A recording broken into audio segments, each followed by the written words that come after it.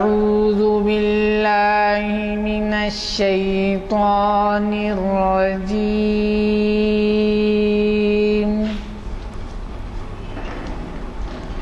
بسم الله الرحمن الرحيم.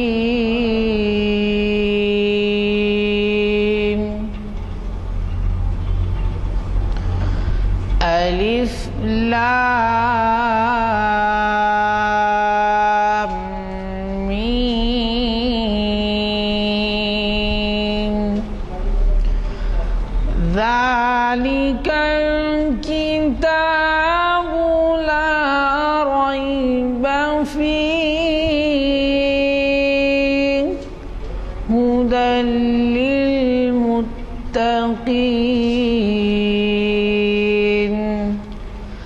الذين يؤمنون بالغيب ويقيمون الصلاة ومما رزقناهم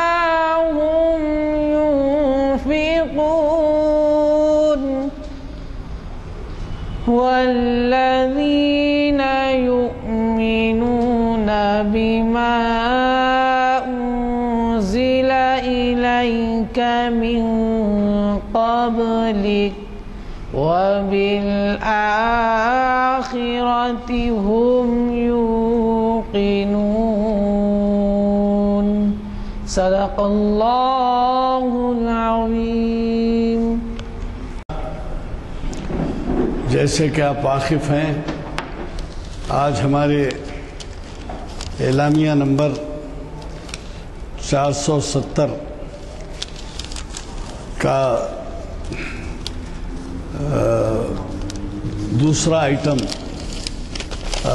ہم منعقد کرنے جا رہے ہیں، اور یہ ہے ایک بہت ہی بڑی ہستی شخصیت کے نام سے جن سے آپ بہت اچھی طریقے سے واقف ہیں. شہر حیدرآباد ہی نہیں، ریاست حیدرآباد میں بڑی دھوم دھام سے ان کی یادیں منائی جاتی ہیں.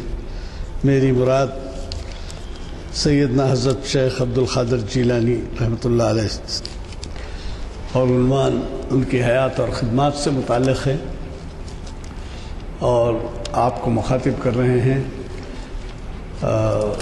اسلامیات کے بہت بڑے اسکالر، تاریخ اسلام کے اسکالر ڈاکٹر سید اسلام الدین مجاہد صاحب. حضرات، چندہ ضرورت نہیں ہے کہ ایسی بزرگ شخصیت کا تعارف کرایا جائے، لیکن پھر بھی چند جملے کہوں گا.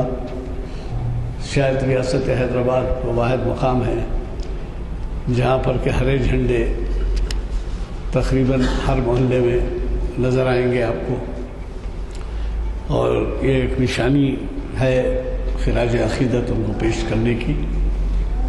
اور ظاہر ہے کہ درجات حاصل ہیں. پیغمبر حضرت محمد صلی اللہ علیہ وسلم کے بعد، خلفائے راشدین کے بعد جو کوئی بھی شخصیتیں رہیں، تبع تابعین سے بعد تک بھی بڑی شخصیتیں اماموں کی رہیں. چنانچہ آپ کو معلوم ہے 4 امام ہمارے گزرے، اور اس کے بعد جیسا سلسلہ گزرتا گیا تو بڑی بڑی شخصیتیں پیدا ہوئیں، اور اسلام میں انقلابات روبہ ملائے، اور وہ انقلابات کی وجہ سے اسلام ایک بین الاقوامی مذہب بن گیا، جہاں وہ ابتدا میں صرف ایک ریگستان تک محدود تھا. اس کے بعد اب آج کل آپ سنتے ہیں کہ اس وقت دنیا کا سب سے بڑا مذہب ہے. اور پھر اس کی بڑی خوبی یہ ہے کہ جس شرح سے اسلام پھیل رہا ہے وہ شاید کسی دوسرے مذہب کو وہ شرح حاصل نہیں ہے. خیر، ہمیں اپنا جائزہ لینا ہے کہ ہم کس قدر اس پر عمل پیرا ہیں، جبکہ ہماری بزرگ شخصیتیں یہ کہتی آئی ہیں کہ آپ اپنا رول اس طرح سے ادا کر سکتے ہیں کہ خود اسلامی اصولوں پر، رہنمائیوں پر، حکم و احکامات پر، قرآن کی عملی شکل پر اگر آپ خود عمل کرنا شروع کر دیں تو پھر ظاہر ہے کہ دیگر اقوام اس سے متاثر یقینی طور پہ ہوں گے۔ اور اگر یہ بھی کہا گیا ہے، آپ نے بھی سنا ہوگا کہ اسلام دنیا کا سب سے بہترین مذہب ہے، لیکن آج کل کے مسلمانوں کے بارے میں کچھ اور کہا گیا ہے، وہ میں نہیں دہرانا چاہتا ہوں۔ تو بہرحال جو آپ کے یہاں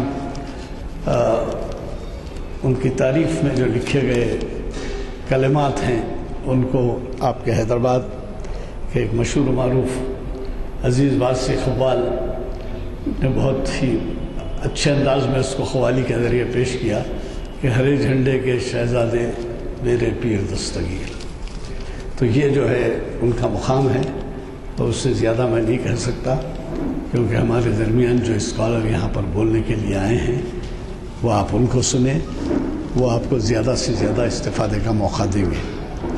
البتہ یہ بھی عرض کر دوں کہ اور ایک بڑا اہم عنوان پیر کے دن ہے کل پرسوں، اور وہ ہمارے عقائد سے بہت کچھ تعلق رکھتا ہے۔ یوں تو وہ تمام مذاہب میں اس کے بارے میں اس کا تصور ہے، لیکن ہمارے ہاں بہت اہم ہے وہ عنوان، نظر نہ آنے والی مخلوقات شریعت کی روشنی میں۔ یہ ڈاکٹر محمد متین الدین قادری صاحب، جو خود بھی ایک اسکالر ہیں اسلامیات کے، اور جو آپ کو کئی دفعہ اپنے زرین خیالات سے استفادے کا موقع دیے ہیں، وہ لیکچرر ہیں مغملہ کالج میں۔ تو بہرحال ان کا پیر کے دن خطاب ہے، اور وہ ہے شریعت انفارمیشن سروس کی 482ویں نشست، وہ نہ بھولیے شرکت کرنا۔ آج چونکہ دوسرا ہی آئٹم ہے ہمارا، اس لیے پہلے آئٹم سے پہلے 4 چمبے کے دن یہ اعلامیہ تقسیم ہو چکے ہیں۔ اگر جن حضرات کو نہ ملے ہوں تو اعلامیہ دیتے جائیں اور اس میں ہمارا ہاتھ بٹائیں۔ آپ خود اندازہ کر سکتے ہیں کہ آپ گھر بیٹھے بغیر کسی زحمت اٹھائے کے تبلیغ کا کام کریں گے اگر آپ یہ کسی حد تک پہنچائیں گے، کسی نوٹس بورڈ پر لگائیں گے، کسی مسجد میں چسپاں کریں گے، تو بلا کوئی تکلیف اٹھائے کہ یہ ایک تبلیغ کا کام ہے اور جو بہت ہی باعث ثواب ہے۔ تو لہٰذا آپ بلیٹن 1 سے زائد لے کر جو ہے اپنے حلقوں میں تقسیم کیجیے، اور ان لوگوں کو ترغیب دیجیے کہ کچھ وقت ایسی محفل میں گزاریں جس کو عبادت کا درجہ حاصل ہے۔ میں آپ کا زیادہ وقت لیے بغیر آج کے مقرر جناب اسلام الدین مجاہد صاحب سے، ان کے بارے میں اتنا کہہ دوں کہ یہ پہلے شہر میں بلائے جاتے تھے، اور ریاست کے مختلف مقامات پہ بلائے جا رہے ہیں، اور ریاست کے باہر بھی بلائے جا رہے ہیں۔ تو یہ سب ہم کو اپنے والہانہ خدمات دیتے ہیں، یہ نہیں ہے کہ کوئی معاوضے کی خاطر آتے ہیں، بلکہ ان کی اسلامی اسپرٹ ہے جو ان کو یہاں کھینچ لاتی ہے، اور وہ کسی قسم کے یعنی معاوضے کے بغیر ہم کو ایسے استفادے کا موقع دیتے ہیں۔ اور ہمیں افسوس ہے کہ جو ہے ایسے اسکالرس کا جب ہم اہتمام کرتے ہیں تو بھی بعض مرتبہ کرسیاں خالی رہتی ہیں۔ اگر یہی شاید اللہ معاف کرے 11ویں کی کسی جگہ دعوت ہو 11ویں کی فاتحہ، تو شاید میں سمجھتا ہوں کہ ہم کو اس سے زیادہ بڑے اجتماع ملیں گے۔ تو لہذا آپ توقع یہ خیال رکھیے کہ ان محافل کو جن کا درجہ حاصل ہے عبادت کا، اس ایسے محافل کی طرف لوگوں کو بھی ترغیب دے آنے کی۔ میں آج کے مقرر صاحب سے گزارش کرتا ہوں کہ وہ شہنشین پر تشریف لائیں اور ہمیں اپنے خود کے دیے ہوئے عنوان سے استفادہ۔ الحمدللہ رب العالمین والصلاة والسلام علی رسول الامین۔ فاعوذ باللہ من الشیطان الرجیم، بسم اللہ الرحمن الرحیم۔ الا ان اولیاء اللہ لا خوف علیہم ولا هم يحزنون الذین آمنوا وکانوا یتقون لهم البشری فی الحیاۃ الدنیا وفی الآخرہ لا تبدیل لکلمات اللہ ذالک هو الفوز العظیم۔ صدق اللہ العظیم۔ قابل احترام محترم جناب غلام ازدانی صاحب، convener Islamic lecture series Jama Masjid عالیہ، بزرگان ملت اور عزیز نوجوان ساتھیوں، السلام علیکم ورحمۃ اللہ وبرکاتہ۔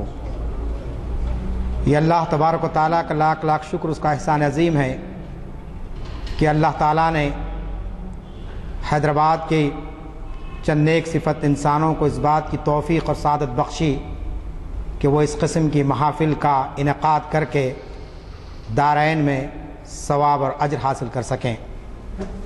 جیسا کہ آپ کے سامنے ان محافل کی غرض و غایت آ چکی ہے، اور ہم یہ محسوس کر سکتے ہیں کہ ان محافل کی افادیت اور اہمیت آج عام لوگ بھی محسوس کر رہے ہیں، اور بڑے ہی اہم اور بڑے ہی تاریخی اور سبق آموز عنوانات کو یہاں پر آپ کے سامنے مقررین پیش کرتے رہے ہیں۔ میں آپ سے مقررین کے حق میں اور خاص طور پر میرے حق میں دعائے خیر کی آپ سے درخواست کرتا ہوں کہ اللہ تعالیٰ مجھے وہ صلاحیت اور وہ استطاعت عطا فرمائے کہ میں قرآن و سنت کی بنیاد پر صحیح باتوں کو آپ کے سامنے تاریخ اسلام کی روشنی میں پیش کر سکوں۔ یہ بات تحدیث نعمت کے طور پر میں کہنا چاہتا ہوں کہ کوئی فقریہ بات نہیں کہ اللہ تعالیٰ نے جو صلاحیت دی ہے اس کا استعمال ہو، تاکہ اللہ تعالیٰ اس استعمال کی بنیاد پر ہمارے لیے کوئی اجر و ثواب کا وہاں انتظام کر سکے۔ دنیا تو جیسے بھی ہے گزر جائے گی، اصل جو فکر انسان کو ہونی چاہیے وہ آخرت کی فکر ہونی چاہیے، اور خدا کے دربار میں جواب دہی کی فکر ہونی چاہیے۔ نہیں معلوم کہ یہاں کی کون سی بات ہمارے لیے کل نجات کا ذریعہ بن جائے۔ آپ کا یہاں پر آنا، میرا یہاں پر بولنا، اور ازدانی صاحب کا اپنے قیمتی اوقات میں اس عمر میں اتنا وقت فارغ کرنا، یہ یوں ہی ضائع ہونے والا نہیں ہے۔ اللہ تعالیٰ سے ہم کو امید رکھنا چاہیے اور توقع رکھنا چاہیے، اور اللہ تعالیٰ سے دعا کرنا چاہیے کہ اللہ تعالیٰ ہماری ان محافل کو آخرت میں ہمارے ذریعہ نجات بنا دے، ظاہری طور پر اس کو کامیابی عطا فرمائے، ہمارے مقاصد اس سے حاصل ہو سکیں، لیکن اصل کامیابی اللہ تعالیٰ کے دربار میں ہمارے لیے خوشنودی ہو سکے، اور اللہ تعالیٰ یہ اعلان کر سکے کہ ان بندوں نے میرے کلام کو، میرے رسول کی تعلیمات کو، اور میرے دوستوں، میرے ولیوں کی تعلیمات کو لوگوں تک پہنچانے کا فریضہ انجام دیا۔ برادران عزیز، آج کا جو عنوان ہے یہ عنوان بہت ہی نازک عنوان ہے۔ اولیاء کرام کے تعلق سے کچھ کہنا یقیناً میں سمجھتا ہوں کہ مقرر کے لیے بڑی آزمائش کا وقت ہوتا ہے۔ قرآنی آیات کی تشریح کرنا، رسول کریم صلی اللہ علیہ وسلم کے اسوہ حسنہ کو بیان کرنا، یہ آسان اس لیے ہو جاتا ہے کہ امت مسلمہ کا ایک بڑا طبقہ اس سے بخوبی واقف ہوتا ہے، لیکن اولیاء کرام کے معاملے میں ایک طبقہ وہ ہے جو نعوذ باللہ اولیاء کرام کے کرامات یا ان کے انکشافات یا ان کی خدمات یا سرے سے انکار کرتا ہے، یا پھر ایک طبقہ وہ ہے جو غلو میں اس حد تک آگے بڑھ جاتا ہے کہ نبیوں سے بڑا مقام اولیاء کرام کو عطا کرتا ہے۔ تو یہ افراد و تفرید کا معاملہ ہے۔ اللہ تعالیٰ نے ہر ایک کے مقام کو متعین کر دیا ہے، خود رسولوں کے مقام کو متعین کر دیا ہے۔ قرآن مجید کا 3 پارے کی پہلی آیت ہے تلک الرسول رضی اللہ بعضهم، کہ اللہ تعالیٰ نے مختلف نبیوں اور رسولوں کے درجے بنا دیے۔ تو اس لحاظ سے ہمارے سامنے یہ لطیف فرق رہنا چاہیے کہ رسول کا مقام کیا ہے، نبی کا مقام کیا ہے، صحابہ کا مقام کیا ہے، اولیاء کرام کا مقام کیا ہے۔ کہیں ایسا نہ ہو کہ اولیاء کرام کی عقیدت میں ہم اس طریقے سے آگے بڑھ جائیں کہ ہم صحابہ کرام کے مقام کو بھول جائیں، یا ہم رسول کریم صلی اللہ علیہ وسلم کی تعلیمات کو فراموش کر بیٹھیں، یا پھر اولیاء کرام کی محبت میں ان سے ایسی باتیں وابستہ کر دیں یا ان کے حوالے سے ایسی باتیں لوگوں کے سامنے پھیلا دیں جو ان کی تعلیمات میں ہم کو نہیں ملتی ہیں۔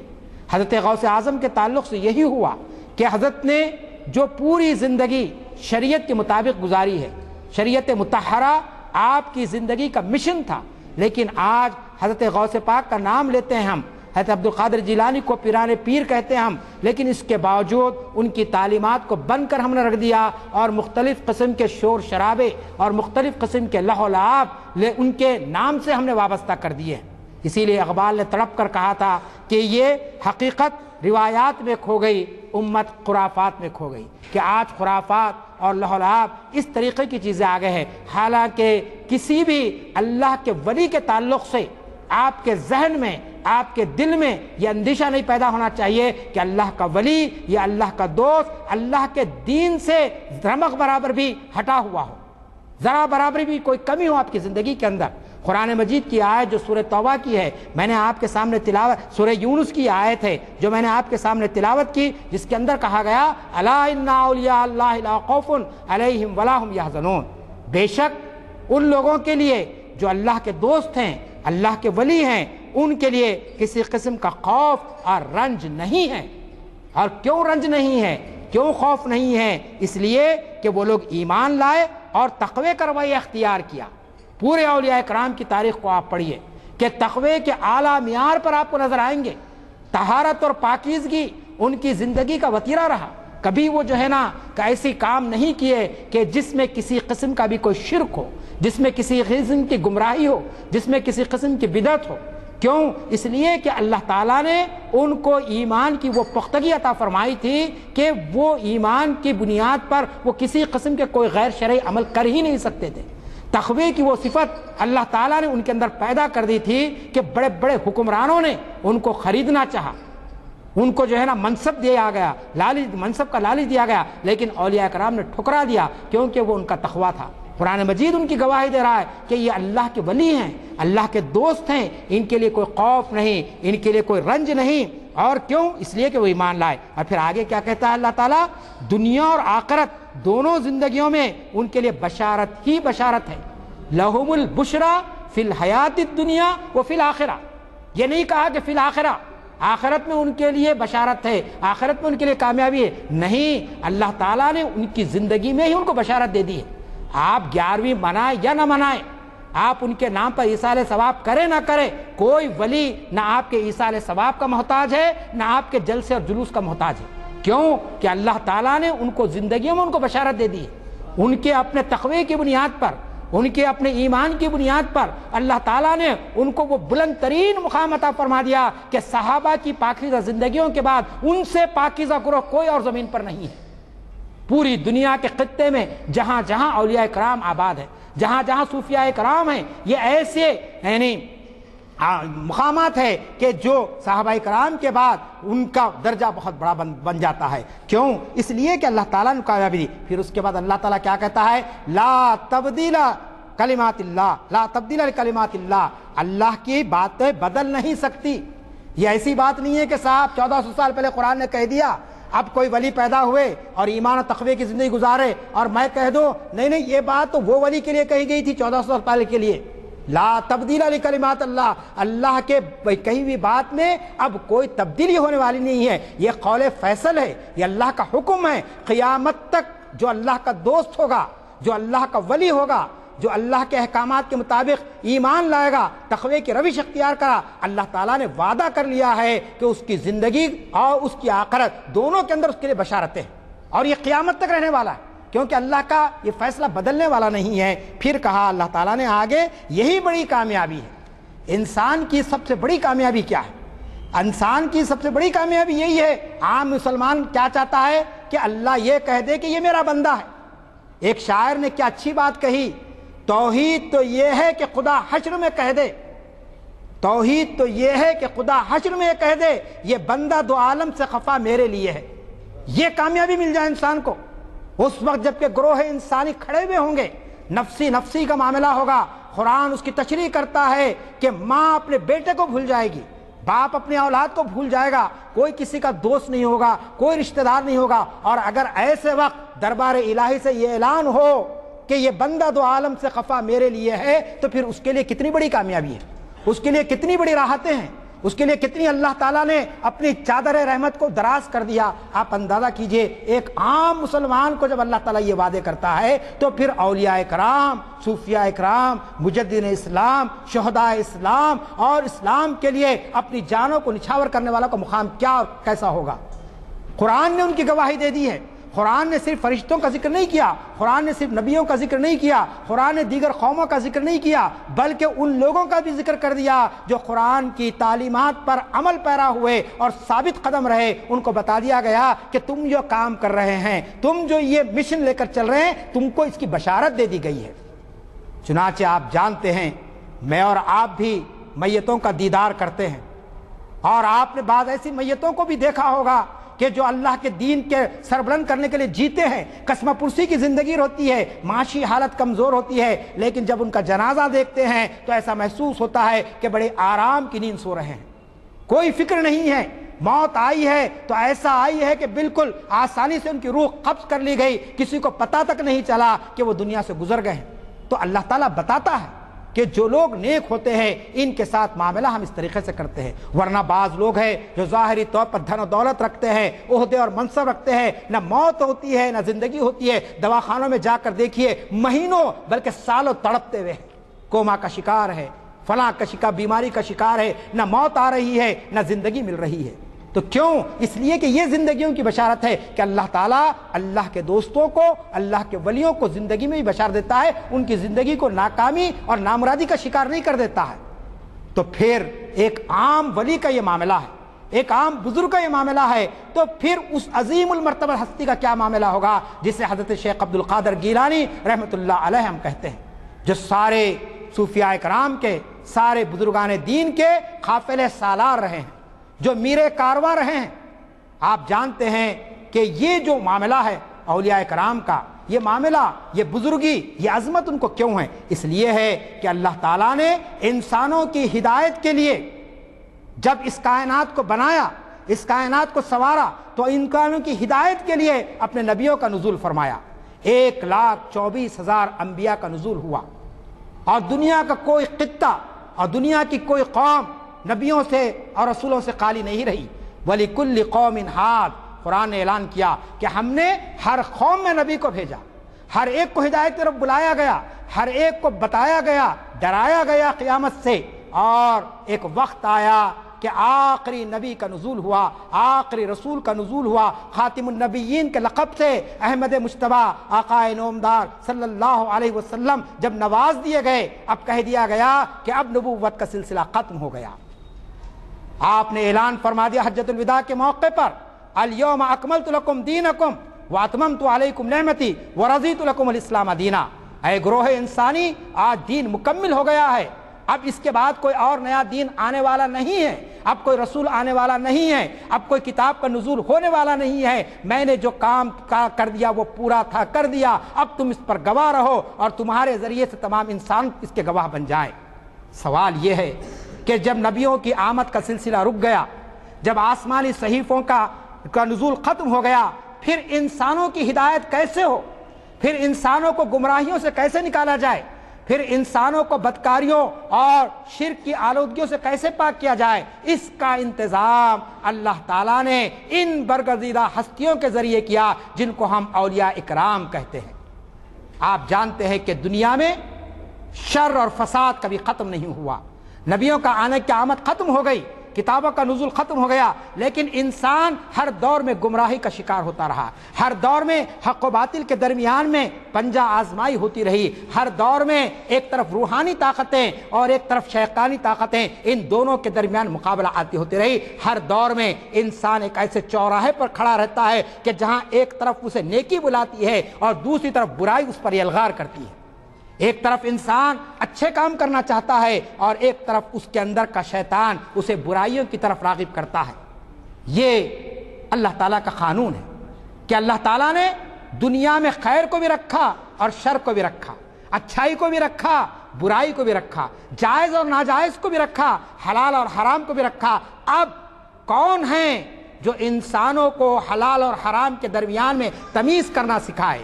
کون ہیں جو انسانوں کو یہ بتائے کہ یہ جائز ہے یہ ناجائز ہے؟ کون ہیں جو انسانوں کو یہ بتائے کہ تم ایک اللہ کی مخلوق ہیں، تم کو اس کی عبادت کرنی چاہیے، کسی اور کی عبادت نہیں کرنی چاہیے؟ یہ مشن، یہ غیر معمولی کارنامہ کہ انسانوں کو ایک خدا کی طرف لانا، انسانوں کو شرک کی آلودگی سے نکالنا، انسان کو اللہ کی کبریائی کی طرف بلانا اور انسان کے اندر کے شیطانیت کو ختم کرنا، انسان کو مختلف فتنوں سے بچانا، یہ کام انبیاء اکرام کے بعد اولیاء اکرام نے انجام دیا۔ چنانچہ تاریخ اسلام کے بے شمار واقعات ہم کو ملتے ہیں، اور بے شمار آپ کو معلوم ہونا چاہیے کہ بزرگان دین کے نام ملتے ہیں کہ جنہوں نے مختلف وقتوں کے اندر یہ کارنامہ انجام دیا ہے۔ آج میں جس بزرگ شخصیت کا ذکر کرنے جا رہا ہوں، جس تاریخ ساز ہستی کا ذکر خیر آپ کے سامنے آ رہا ہے، یہ تاریخ ساز ہستی آپ کے لیے کوئی غیر معینی ایسی ہستی نہیں ہے کہ جس کا کوئی تعارف نہ ہو آپ کے سامنے۔ مسلمانوں کا بچہ بچہ حضرت غوث اعظم کے نام نامی کو جانتا ہے، آپ کے کارناموں کو جانتا ہے۔ مسلمانوں کے معاشرے کے اندر مختلف لوگ حضرت غوث اعظم کی یاد مختلف انداز میں مناتے ہیں، لیکن میں آج کی محفل کے اندر جو ایک علمی محفل ہے، یہ کوئی عوامی جلسہ نہیں ہے، علمی محفل کے اندر میں آپ کو تاریخ کے حوالے سے چند باتیں بتانا چاہتا ہوں۔ سب سے پہلی بات تو یہ ہے کہ اللہ تعالیٰ کسی کی تربیت کا انتظام فرماتا ہے۔ جب کسی انسان کو، کسی اپنے نیک بندے کو اس منزل پر پہنچانا چاہتا ہے جو ایک ولایت کی اعلیٰ ترین منزل ہوتی ہے، نبیوں کے بعد، صحابہ کے بعد جس کے کندھوں پر وہ بوجھ آنے والا ہوتا ہے، جو کام نبیوں نے اور صحابہ نے کیا ہے، یہ کوئی معمولی کام نہیں ہوتا ہے، تو اللہ تعالیٰ ان کا انتظام ان کی پیدائش سے پہلے ہی اس طرح کرتا ہے کہ تاریخ حیران ہو جاتی ہے۔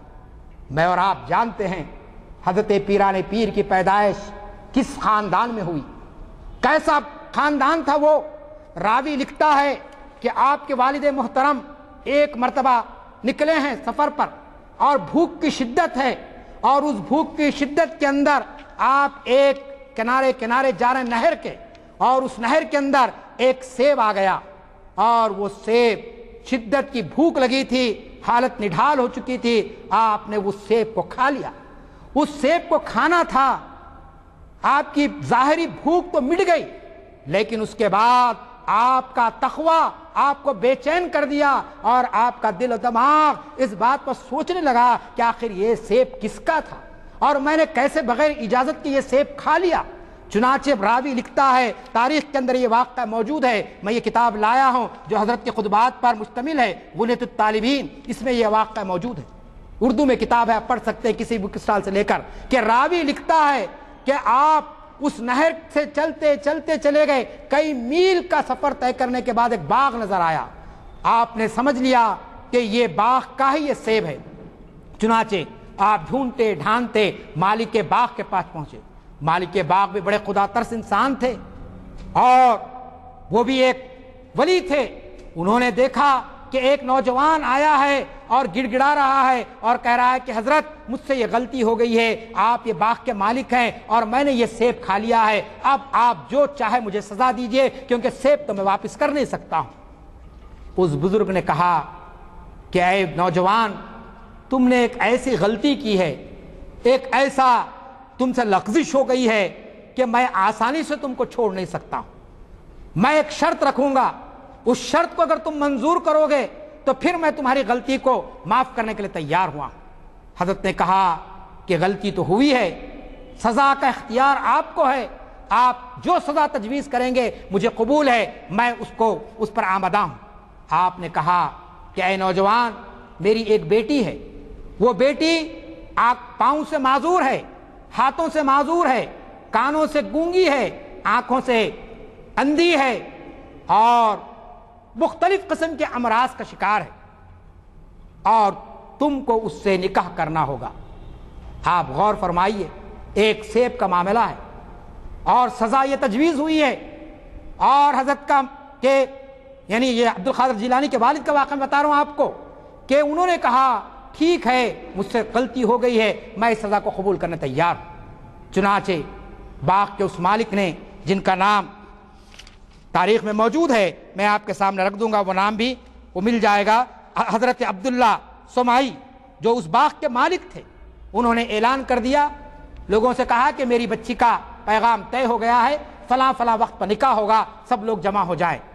لوگ جمع ہو گئے، نکاح ہو گیا، اور اس کے بعد جب یہ حضرت یعنی شیخ کے جو والد تھے وہ جب داخل ہوئے، کمرے میں جب داخل ہوئے، تو انہوں نے کیا دیکھا؟ انہوں نے دیکھا کہ ایک بہت ہی حسین اور جمیل لڑکی بیٹھی ہوئی ہے، اس کے پاؤں بھی سلامت تھے، اس کے ہاتھ بھی سلامت تھے، اور اس کی آنکھوں میں ایک ایسی تیزی ہے کہ جس سے وہ نور الہی کو دیکھ سکتی ہے، اور بالکل کسی قسم کا کوئی نقص اس میں نہیں ہے۔ بھاگ کھڑے ہوئے کمرے میں سے نکل آئے، کہا کہ شیخ آپ سے غلطی ہو گئی، آپ نے کسی اور لڑکی سے میرا نکاح کر دیا، وہ لڑکی تو وہ نہیں ہے جس کی شباہت آپ نے پیش کی تھی. آپ نے کہا تھا کہ وہ پاؤں سے معذور ہے اور گونگی ہے، بہری ہے، اندھی ہے، لیکن یہ تو حسین و جمیل لڑکی ہے. انہوں نے جواب دیا کہ صاحبزادے، بات یہ ہے کہ میں نے پاؤں سے لنگڑی اس لیے کہا کہ میری بیٹی کے قدم کبھی کوئی غلط کام کی طرف نہیں گئے. میں نے ہاتھ سے معذور اس لیے کہا کہ اس نے اپنے ہاتھوں سے کوئی برا کام نہیں کیا زندگی میں. کانوں سے بہری اس لیے میں نے کہا کہ اس نے کبھی غیر محرم کی آواز اپنے کانوں میں نہیں سنی. آنکھوں سے اندھی،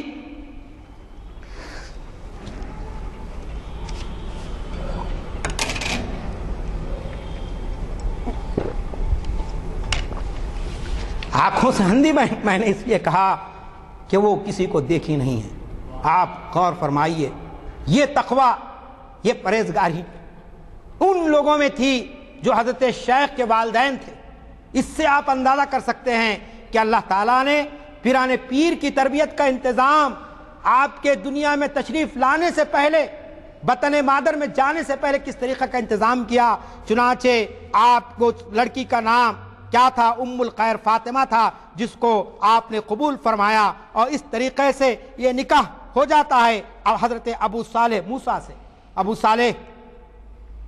صالح موسیٰ جو والد تھے حضرت شیخ عبد القادر گیلانی کے. چنانچہ راوی آگے لکھتا ہے کہ باپ کے زہد و تقوی کا یہ عالم اور ماں کے زہد و تقوی کا یہ عالم تھا کہ بیوی کا معاملہ یہ تھا کہ اتنی پاکیزہ خصال، تقوی اور پرہیزگاری کی ایسی دل دادا تھی کہ کبھی غیر اللہ کے سامنے آپ نے ہاتھ نہیں پھیلایا تھا، کبھی جو ہے نا کسی کے سامنے اپنی کوئی گزارش نہیں رکھی تھی. اس قسم کا معاملہ آپ جانتے ہیں حضرت شیخ کے والدین کے ساتھ تھا. آپ بتائیے، والد کا یہ کردار کہ ایک سیب کے لیے بڑی سی بڑی سزا کو قبول کرنے کے لیے تیار، اور ماں کا یہ کردار. چنانچہ اللہ تعالیٰ نے ایسے پاکیزہ صفت جوڑے کے درمیان میں ایک بچے کو، ان کے بطن سے ایک فرزند تولد ہوئے جن کا نام نامی عبد القادر رکھا گیا، اور احیاء ملت و دین کے باعث وہ محی الدین کے لقب سے نوازے گئے. آپ کا لقب محی الدین تھا، یعنی دین کی احیاء کرنے والے، دین کی تجدید کرنے والے. اب یہاں سوال یہ آتا ہے کہ دین کی تجدید کا کیا معاملہ تھا؟ میں آپ کو تاریخ کے حوالے سے بتانا چاہتا ہوں. دین کی تجدید کا معاملہ یہ تھا کہ حضرت شیخ کے والد جس دور میں پیدا ہوئے، 5ویں اور 6ٹی صدی ہجری کا دور ہے یہ، اور اس دور کے اندر اسلام خود مسلمانوں میں غیر متعارف ہو چکا تھا. اقتدار کی کشمکش اس طریقے سے آگے بڑھ گئی تھی کہ مسلمان آپس میں ایک دوسرے سے ٹکرا رہے تھے. قرآن و حدیث کی تعلیم دینے کے بجائے لوگ علم کلام پر بحث کر رہے تھے اور فلسفے کی تعلیم دی جا رہی تھی. مسلمان مختلف قسم کے فرقوں میں بڑھ گئے تھے، مختلف قسم کے فتنے اور فساد مسلمانوں میں پیدا ہو گئے تھے. بغداد جو اس دور کا ایک سیاسی مرکز تھا، ایک علمی مرکز تھا، اس بغداد کی اینٹ سے اینٹ بجا دی گئی تھی. تاتاریوں کے حملے، یہود و نصارہ کی صلیبی جنگیں، ان جنگوں نے مسلمانوں کی پوری وقت کو ختم کر کے رکھ دیا تھا، اور مسلمان ایک محکوم اور مغلوب زندگی بسر کر رہے تھے. چنانچہ آپ جانتے ہیں ایسے حالات کے اندر اللہ تعالیٰ نے حضرت شیخ عبد القادر گیلانی کو پیدا فرمایا. اور لازمی چیز ہے حالات کے رخ کو بدلنے کے لیے، حالات میں مثبت تبدیلی لانے کے لیے، ایک انقلاب لانے کے لیے ایسے ہی شخصیت کی ضرورت تھی جو سونے والوں کو جگائے، ہدایت سے دور لوگوں کو ہدایت کی طرف لائے اور ان کو اپنے مقصد حیات سے واقف کروائے. چنانچہ حضرت شیخ کا معاملہ یہ تھا کہ ابھی آپ بچپن کے دور سے گزر رہے تھے کہ والد محترم دنیا سے رخصت ہو گئے. حضرت ابو صالح کا انتقال ہو گیا. 60 سال کی عمر تھی آپ کی والدہ کی، یاد رکھ لیجئے. اس وقت حضرت شیخ پیدا ہوئے. شیخ عبد القادر گیلانی کی والدہ کی عمر 60 سال تھی. اس وقت حضرت شیخ عبد القادر گیلانی دنیا میں تشریف لائے. لیکن اس والدہ کے زہد و تقوی کا کیا عالم تھا، میں آگے آپ کو بتانا چاہتا ہوں کہ اس محترمہ کا، اس پاکیزہ صفت ہستی کا زہد عالم کا یہ معاملہ تھا کہ بچپن سے آپ نے قرآن کی تعلیم، حدیث کی تعلیم کو اپنے بچے میں اس طریقے سے پیوست کر دیا کہ 18 سال کی عمر کا بچہ ہے اور وقت کے فقی اس کے سامنے بیٹھ کر زانوِ ادب طے کر رہے ہیں. وقت کے فقی، وقت کے بڑے بڑے علماء کرام. چنانچہ 18 سال کی عمر کو آنے کے بعد حضرت شیخ نے اپنی ماں سے کہا کہ والدہ محترمہ، مجھے اس بات کا افسوس ہے کہ آپ اس دنیا میں اکیلی ہیں. والد دنیا سے جا چکے ہیں، لیکن علم کی پیاس مجھے مجبور کر رہی ہے کہ میں بغداد کو جاؤں اور اہل علم کے درمیان میں بیٹھوں، ان سے علم حاصل کروں۔ ماں نے دل پر پتھر رکھ کر گلے لگایا بیٹے کو اور کہا کہ بیٹا، تحصیل علم کے معاملے میں، قرآن و حدیث کے علم کے معاملے میں تم ماں کی محبت کو وقتی طور پر بھول جاؤ، تم جاؤ علم حاصل کرو، لیکن ایک بات یاد رکھ لو کہ زندگی میں کبھی جھوٹ نہیں بولنا۔ بچے کو مسلمانوں کے واقعہ یاد ہے کہ حضرت شیخ عبد القادر نکلے نیف کے مقام سے، بغداد کو جانا ہے، سفر بڑا کٹھن ہے اور ہر طرف افراتفری کا عالم ہے، ڈاکے پڑ رہے ہیں، کسی قافلے کو کوئی عافیت نہیں مل سکتی ہے۔ ایسے حالات کے اندر حضرت شیخ قافلے کے ساتھ جا رہے ہیں اور وقت آیا کہ قافلے پر حملہ ہوا، ڈاکوؤں نے گھیر لیا اور کہا کہ جس کے پاس جو چیزیں ہیں وہ نکال کر رکھ دی جائے۔ ہر ایک نے نکال کر رکھ دیا۔ ایک معصوم بچہ جس کی عمر 18 سال بھی ابھی نہیں ہوئی ہے، 470 ہجری میں آپ کی پیدائش ہوئی اور 488 میں آپ نے یہ سفر شروع کیا۔ چنانچہ آپ جانتے ہیں کہ ایک بچہ معصوم کھڑا ہوا ہے، قافلے والوں نے سب کی تلاشی لے لی، جو تھا لے لیا، سوچا کہ اس بچے کے پاس بھی کچھ ہوگا، چنانچہ از راہ مذاق یا پھر طنز کے طور پر کہا، اے بچے بتا تیرے پاس کیا ہے؟ اس معصوم بچے نے کہا کہ ہاں میرے پاس بھی کچھ اشرفیاں ہیں۔ ٹٹولا ایک ڈاکو نے، کچھ نہیں نکلا، جھنجھلاہٹ کا شکار ہوا، کہا کہ تو ہم سے جھوٹ کہتا ہے، ہماری طاقت کو نہیں جانتا کہ ہم کون ہیں، ہم ڈاکو ہیں، تیرا مال بھی لوٹ لیں گے، تیری جان بھی ختم کر دیں گے، تو ہم سے مذاق کر رہا ہے۔ تلاش کیا گیا، نہیں ملا، سردار کے پاس لے گئے، سردار کے پاس بھی حضرت شیخ نے یہی جملہ دہرایا، ہاں میرے پاس اشرفیاں ہیں۔ کہا کہ بتا دو کہاں ہیں؟ بتایا کہ یہاں سی کر میری والدہ نے رکھ دیا ہے۔ جب یہ دیکھا سردار نے کہ کپڑے میں سی کر ان کی ماں نے رکھ دیا ہے اور بچے نے صاف صاف کہہ دیا، سردار نے پوچھا کہ بیٹے بتا آخر وہ کون سی تیری جرت تھی کہ تو نے ان لوگوں کے سامنے جو تلاش نہیں کر سکے تو نے سچ بات کہہ دی؟ حضرت نے کہا کہ میری ماں کی وصیت تھی نکلتے وقت کہ بیٹا جان چلی جائے، جان پر بن آ جائے لیکن جھوٹ نہیں بولنا۔ میں نے اپنے ماں کے وعدے کو نبھا کر آپ کے سامنے حقیقت کو بیان کر دیا۔ یہ حقیقت کو بیان کرنا تھا کہ پورا سردار ہی نہیں، قافلے کے جتنے ڈاکو تھے سب نے اعلان کر دیا کہ آج سے ہم ڈاکہ زنی کو ختم کر دیتے ہیں، ہم بند کر دیتے ہیں۔ اس معصوم بچے نے ہماری آنکھیں کھول دی۔ چنانچہ آپ جانتے ہیں کہ یہ 18 سال کا بچہ جب بغداد کو گیا اور جب علمی مجلسوں میں بیٹھا اور اس کے بعد جب تحصیل علم حاصل کرنے لگا تو مورخین لکھتے ہیں کہ اس طریقے سے آپ نے جو ہے نا علم کے دریا بہا دیے کہ بڑے بڑے باس اور علماء کرام اور بڑے بڑے صوفیاء کرام آپ کے اطراف میں جمع ہونے لگے۔ چنانچہ جب آپ واز فرماتے، پہلا واز جب آپ نے کیا تو جامع مسجد تنگ دامنی کا شکوہ کرنے لگی اور اس کے بعد کھلے میدان میں عیدگاہ میں آپ کے واز نصیحت شروع ہو گئی، لاکھوں کروڑوں انسان وہاں جمع ہونے لگے۔ آج کے دور تو لاؤڈ اسپیکر کا دور ہے، آج کا دور تو انٹرنیٹ کا دور ہے، آج کے دور کے اندر مختلف قسم کے ذرائع ہیں، لیکن آپ اندازہ کیجئے کہ ایک شخص واز کر رہا ہے اور لاکھوں انسان ہیں کہ اسے سن رہے ہیں، اس کے پیغام پر سر دھن رہے ہیں اور نہ صرف سن رہے ہیں بلکہ ان کے دست حق پرست پر لاکھوں انسانوں نے اسلام قبول کیا۔ تاریخ گواہی دیتی ہے یہودی اور عیسائی بھی حضرت شیخ عبد القادر گیلانی کے واز سننے کے بعد آپ پر اسلام لانے لگے۔ آپ پر جو ہے نا آپ نے جو کچھ باتیں بیان کی کہا کہ یہی سچ ہے اور ہم اس دین کو ماننے کے لیے تیار ہیں۔ چنانچہ مورخین کا اس پر اتفاق ہے کہ کروڑوں یہودیوں اور عیسائیوں نے آپ کے دست حق پرست پر اسلام قبول کیا۔ تو یہ دراصل آپ کا یہ کارنامہ تھا کہ آپ نے رشد و ہدایت کو ذریعہ بنایا، اپنے مواعظ کے ذریعے سے اور اپنے مختلف درس و تدریس کے ذریعے سے آپ نے علم و عرفان کی ایسی منزلوں کو طے کی کہ علوم ظاہری اور علوم باطنی کے آپ اس طریقے سے اس پر دسترس حاصل ہو گئی کہ وقت کے بڑے بڑے ولی جو ہے نا آپ کے شاگرد بن گئے بہت ہی مختصر عمر کے اندر۔ علوم ظاہری لے لینا بڑا آسان ہے، کچھ کوشش کر لیجئے دنیا کی ڈگری آپ کو مل جائے گی، لیکن علوم باطنی میں دسترس حاصل کرنا، ان منزلوں کو پانا جو بہت ہی راز کی منزلیں ہوتی ہے، سلوک کی ان منزلوں کو طے کرنا یہ ہر انسان کے بس کی بات نہیں ہے، لیکن اللہ تعالیٰ نے اس مرد مومن کے اندر وہ کیفیت پیدا کر دی تھی، وہ صلاحیت ودیت کر دی تھی کہ کم عمری میں آپ ایک طرف حافظ قرآن بھی بن گئے، احادیث کے مجمع جو ہے نا آپ کو یاد تھے، اور پھر اسی طریقہ سے مختلف قسم کے اقوال آپ کے پاس تھے۔ چنانچہ آپ نے علم کو حاصل کرنے کے بعد آپ نے درس و تدریس اور موعظت و تلقین کو آپ نے اپنا مشغلہ بنایا۔ آپ کا معمول تھا، آپ لوگوں کی تربیت کرتے تھے۔ درس و تدریس ایک انبیائی پیشہ ہے۔ لوگ یہ سمجھتے ہیں کہ درس و تدریس ایک دنیاوی معاملہ ہے، نہیں، یہ پیشہ سب سے زیادہ کٹھن پیشہ ہے کہ یہ انبیاء کا پیشہ ہے۔ لوگوں کی تربیت کرنا، لوگوں کے اندر صحیح قصائل پیدا کرنا، یہ آپ جانتے ہیں کہ اولیاء کرام نے درس و تدریس کو اپنا مقصد بنایا۔ اور پھر یہ بات بھی آپ یاد رکھ لیجئے کہ آپ نے کبھی بادشاہوں، وزیروں یا پھر اہل ثروت کے سامنے کبھی آپ جانا گوارا نہیں کیے، کسی دربار میں آپ نہیں جاتے تھے۔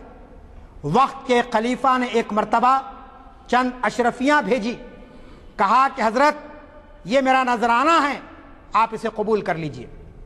حضرت نے واپس کر دیا، کہا کہ مجھے اس کی ضرورت نہیں ہے۔ پھر اصرار ہوا، کہا کہ حضرت یہ میری شخصی خواہش ہے، یہ میرا حکم نہیں ہے بادشاہ کا کہ آپ حکم سمجھ کر شاید واپس کر رہے ہیں، یہ میری خواہش ہے، یہ میری گزارش ہے، اس قبول کر لیجئے۔ حضرت نے کہا کہ ایک شرط کے ساتھ قبول کرتا ہوں۔ کہا کہ کیا شرط ہے؟ کہ بادشاہ وقت خود آئے۔ بادشاہ وقت آیا اشرفیاں لے کر، بیٹھ گئے آپ، کہا کہ لاؤ، دی گئی اشرفیاں۔ آپ نے ان اشرفیوں کو دونوں ہاتھوں میں لیا اور اس طریقے سے مسئلہ کو اس میں سے خون ٹپکنے لگا۔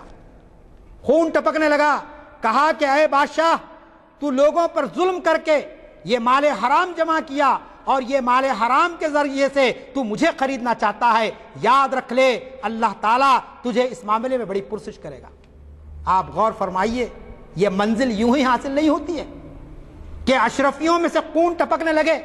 یہ کوئی نعوذ باللہ یاوا گوئی نہیں ہے، یہ کوئی افسانہ نہیں ہے، یہ کوئی کہانی نہیں ہے۔ آپ یہ مت سمجھیے کہ میں کوئی جوش خطابت میں ایسی بات کہہ رہا ہوں، بلکہ یہ حقیقت ہے۔ اللہ تعالیٰ ان لوگوں کو وہ مقام عطا کرتا ہے تاکہ انسانوں کو عبرت حاصل ہو، انسانوں کو معلوم ہو جائے کہ یہ حکمران کس طریقے سے رویہ اختیار کرتے ہیں۔ اس دور میں جبکہ علماء کی اکثریت درباری پیشہ ہو چکی تھی، 5ویں اور 6ٹی صدی ہجری کو آپ پڑھیے پورے واقعات کو تاریخ اسلام میں، تو آپ کو معلوم ہوگا کہ بڑے بڑے علماء بک چکے تھے۔ قرآن کے تعلق سے خلق قرآن کا مسئلہ شروع ہو گیا تھا۔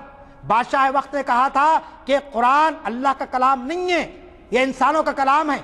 امام حنبل کو کوڑے مارے گئے تھے، جسم کا کوئی حصہ ایسا نہیں تھا کہ جہاں پر زخم نہ آئے تھے، اور بڑے بڑے علماء کرام قربانیاں دے رہے تھے۔ ایسے وقت حضرت پیران پیر کو حکمران کہتا ہے کہ آپ اشرفیاں قبول کر لیجئے۔ آپ جانتے تھے یہ حکمران کیا ہے، ان کا رویہ کیا ہے۔ چنانچہ آپ جانتے ہیں کہ آپ نے کبھی بھی ان لوگوں سے کسی قسم کی کوئی راہ و رسم نہیں رکھی۔ اور پھر آپ کا ذاتی معاملہ جو آج امت مسلمہ کے سامنے ڈنکے کی چوٹ پر ہم کو پیش کرنا چاہیے، وہ یہ ہے کہ آپ کا سب سے بڑا کارنامہ یہ رہا کہ آپ نے شریعت مطہرہ کو اپنی زندگی کا مشن بنایا۔ شریعت مطہرہ یاد رکھ لیجئے، وہ شریعت، وہ تصوف یا وہ ولایت یا وہ خانقاہ نظام جو شریعت کے اصولوں سے ٹکراتا ہے، خدا کی قسم وہ انسانوں کو ہدایت کی طرف نہیں لے جا سکتا۔ یاد رکھ لیجئے، بڑے تعلق بات میں کہہ رہا ہوں کہ کوئی بات قرآن سے ہٹ کر ہو، حدیث سے ہٹ کر ہو، صحابہ کے عمل سے ہٹ کر ہو، وہ اسلام کا مزاج نہیں بن سکتی۔ پورے صحابہ کرام کی تاریخ، پورے اولیاء کرام کی زندگی کو آپ دیکھیے کہ شریعت مطہرہ کے پابند تھے۔ آپ ہی کا تو واقعہ ہے کہ آپ نکلے ایک مرتبہ نماز فجر پڑھنے کے لیے، ایک باریک شخص سفید لباس میں آپ کے درمیان میں آیا اور کہا کہ آپ پیروں کے پیر ہیں، آپ کا مقام بہت بلند ہے، اللہ تعالیٰ نے آپ کے لیے نمازوں کو موقوف کر دیا ہے، اب آپ کو کوئی نماز پڑھنے کی ضرورت نہیں ہے۔ پیران پیر کا تقویٰ دیکھیے، کہا اے شخص، تو شخص نہیں ہے، تو شیطان ہے۔ نماز جو نبی کو معاف نہیں ہوئی، نماز جو خلفائے راشدین کو معاف نہیں ہوئی، نماز جو میدان جنگ میں ادا کی گئی، نماز جو رات کی تاریکی میں ادا کی جاتی، نماز جو بستر عدالت پر ادا کی جاتی، نماز جو صلح کے لیے اور شہداء کے لیے نماز ہے، تو میرے لیے کیسے موقوف ہو سکتی ہے؟ کہا کہ ہٹ، تو شیطان ہے۔ شیطان اپنی سازش میں ناکام ہو گیا۔ شیطان آپ کے علم اور تقوی کو نہیں جانتا تھا کہ آپ علم کی کس منزل پر تھے، عرفان کی کس منزل پر تھے۔ آج ذرا ہم اپنے ذہنوں کو ٹٹولیں، اپنے دلوں کو ٹٹولیں، رات کے اندھیرے میں بستر پر سو کر سوچیں کہ ہم تھوڑا بہت نیکی کا کام کر کے یہ سمجھتے ہیں کہ ہم بڑے متقی ہو گئے ہیں، ہم بڑے دین کے دائی بن گئے ہیں، ہم نے بڑی خدمت انجام دے لی ہے۔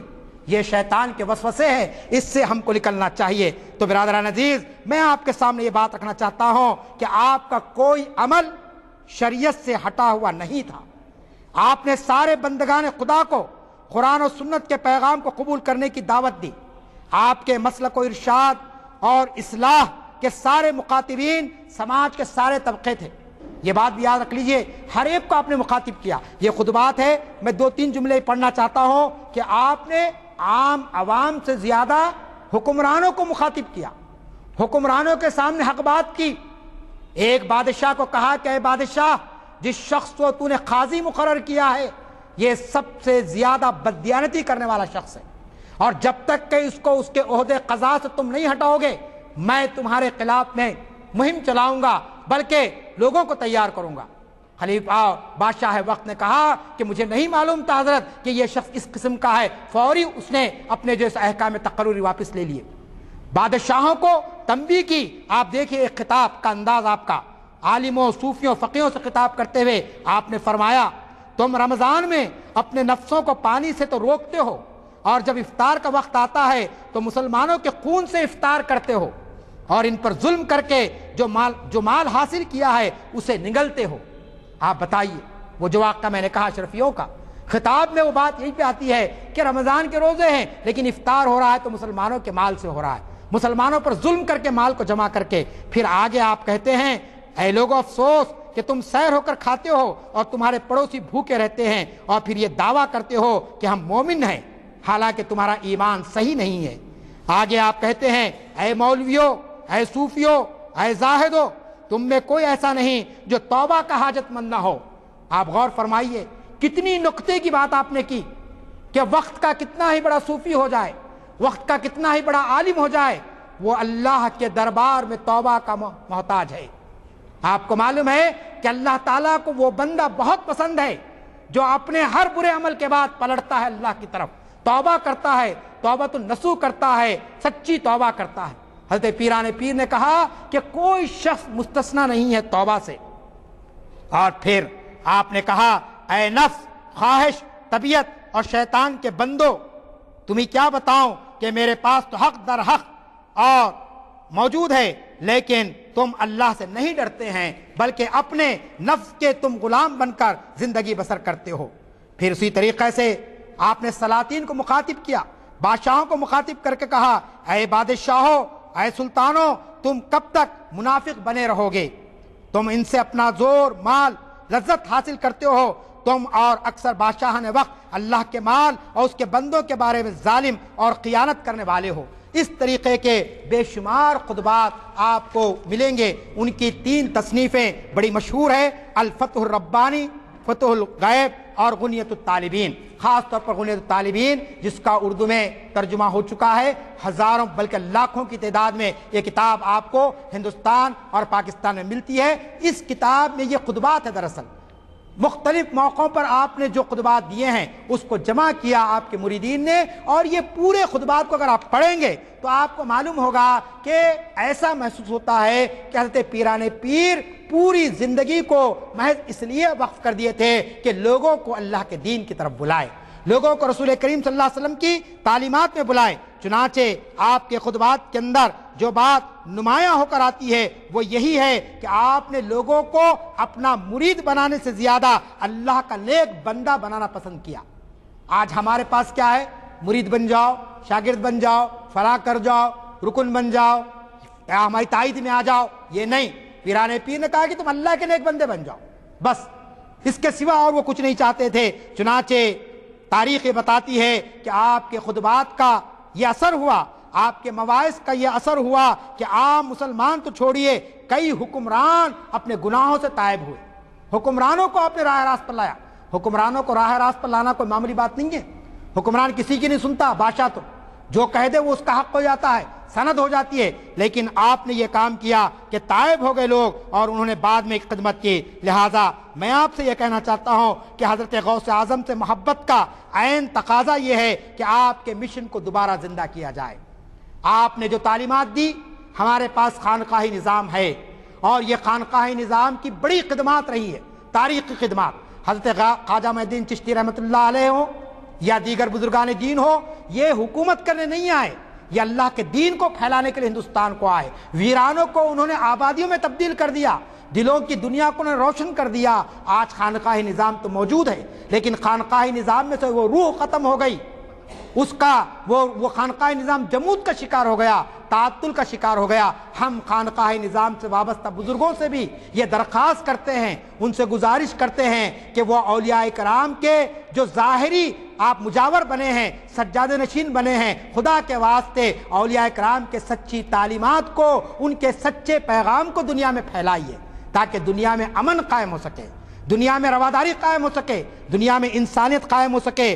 آپ جانتے ہیں کہ اولیاء کرام نے انسانوں میں سے ہر بھید بھاؤ کو ختم کیا، ہر قسم کی گمراہی کو ختم کیا، ہر قسم کی بدکاری کو ختم کیا۔ آج کے نازک دور میں دین متین کے علمبردار اگر غوث اعظم کی ان تعلیمات پر عمل پیرا ہو جائے اور آپ کے پیغام کو عام کرے، تو میں سمجھتا ہوں کہ مسلمان جو آج معتوب ہیں، مسلمان آج جو مغلوب ہیں، مسلمان آج جو مختلف قسم کے مصیبتوں کا شکار ہے، مختلف آزمائشیں جو گزر رہی ہے، ان ساری آزمائشوں سے ہم نکل سکتے ہیں۔ میں اللہ تعالیٰ سے دعا کرتا ہوں کہ اللہ تعالیٰ امت مسلمہ کے اندر قرآن مجید سے صحیح وابستگی اور رسول صلی اللہ علیہ وسلم سے سچی محبت اور اولیاء کرام سے سچی عقیدت سے زیادہ ان کے مشن کو آگے بڑھانے کا جذبہ ہمارے اندر پیدا فرمائے، تڑپنے پھڑکنے کی توفیق دے، دل مرتضیٰ سوز صدیق دے۔ رب اغفر ورحم وانت خیر الراحمین، وآخر دعوانا ان الحمد للہ رب العالمین۔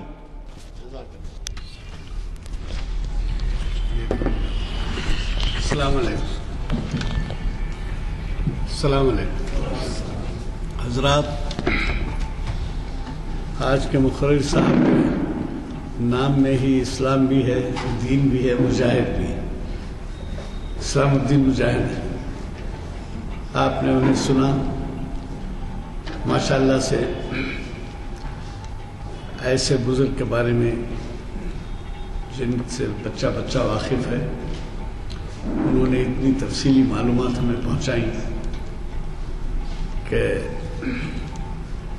ان کا یہ خیال کہ ان کا جو دعوت عمل ہے، ان کی جو دعوت عمل ہے، اس پہ ہم کو کاربند ہونا چاہیے، ذمہ داری سے ہم اس کو محسوس کریں۔ مجھے یقین ہے کہ آپ حضرات یہاں سے جب اٹھیں گے تو کچھ ایسے اپنے ساتھ افکار اور رہنمائی کے اصول لے کر جائیں گے جس پر جہاں تک ممکن ہو سکے عمل پر آؤ۔ بڑی خوشی کی بات ہے کہ ایک ایسے اسکالر نے ہماری محفل کو گرمایا جن کا چرچا میں نے پہلے ہی کہا ہے کہ ان کا علمی تباہر بہت وسیع ہے اور بڑے پیمانے پر انہیں ان کی قدردانی کی جاتی ہے۔ مجھے یقین ہے کہ اللہ تعالیٰ ان کے تباہر میں اور اضافہ کرے گا اور ہمیں وہ استفادے کا موقع دیتے رہیں گے۔